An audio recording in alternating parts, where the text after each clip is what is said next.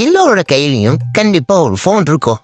அதுல சில பேருக்கு அன்வான் கால் வரலாம், சில பேருக்கு அது நல்லதாகவும் முடிஞ்சிருக்கலாம், சில பேருக்கு அது கெட்டதாகவும் முடிஞ்சிருக்கலாம். அப்படி ஏன் வாழ்க்கையில நடந்த ஒரு வினோதமான அன்னோன் கால். கால்குள்ள போறதுக்கு முன்னாடி நம்ம சேனலை சப்ஸ்கிரைப் பண்ணிக்கோங்க. நைட்டு 11 மணி இருக்கும். நல்லா தூங்கிட்டு இருந்தேன். திடீர்னு என்னோட ஃபோன் அடிக்க ஆரம்பிச்சிருச்சு. யாருன்னு பார்த்தா அன்னோன் கால். எடுப்போமா வேணாமா இரு மனசு. இருந்தாலும் பரவாயில்லையான்னு எடுத்த அடுத்த நிமிஷமே இப்போ நீ எங்க இருக்க அப்படியே ஆடி போயிட்டேன். நான் பயப்படே கேட்குறேன் யார் நீங்க அப்படின்னு. அதுக்கு அவன் சொல்றான், நீ ஒன்றும் பயப்படாத, நான் ஸ்ட்ரேஞ்சர் இல்லை அப்படின்னு சொல்றான்.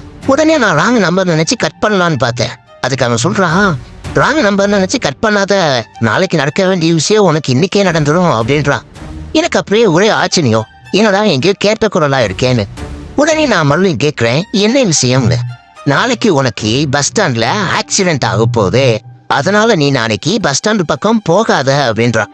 உடனே நான் சிரிச்சுக்கிட்டே, என்னடா போய் சொல்றியா அப்படின்னு கேட்டேன். அதுக்கு அவன் சொல்றான், நேத்து நீ டீ ஷாப்ல ப்ளூ கலர் சட்டை போட்டு டீ குடிச்சியா இல்லையான்னு கேட்கறான். உடனே ஆடி போயிட்டேங்க. என்னை யாரோ வீட்டுக்கு வெளியே இருந்து வேவு பார்க்குற மாதிரி அப்படியே ஃபீல் ஆயிடுச்சு. உடனே அவனும் காலை கட் பண்ணிட்டான். என்னடா இவ இப்படி சொல்லிட்டானேன்னு நினைச்சுக்கிட்டே நைட்டெல்லாம் தூக்கமே வரல. மறுநாள் காலையில ஒரு 9 மணிக்கு நியூஸ் சேனலை போட்டு பார்க்குறேன். பார்த்தா பஸ் ஸ்டாண்ட்ல ஒரு ஆக்சிடென்ட். கரெக்டா நான் நிற்க வேண்டிய இடத்துல இன்னொருத்தர் நின்றுகிட்டு இருக்கான். பார்த்தா அவருக்கு சீரியஸு. உடனே ஆடி போயிட்டேங்க. இப்போ மறுபடியும் அந்த அன்னோன் கால் எனக்கு வருது. இப்போ நான் யோசிக்கிறேன், இந்த அன்னோன் கால் இருப்போமா வேணாமான்னு. என் வாழ்க்கையவே மாற்றிடுச்சு இந்த அன்னோன் கால். இந்த மாதிரி ஒரு அன்னோன் கால் உங்கள் வாழ்க்கையில் நடந்திருக்கா?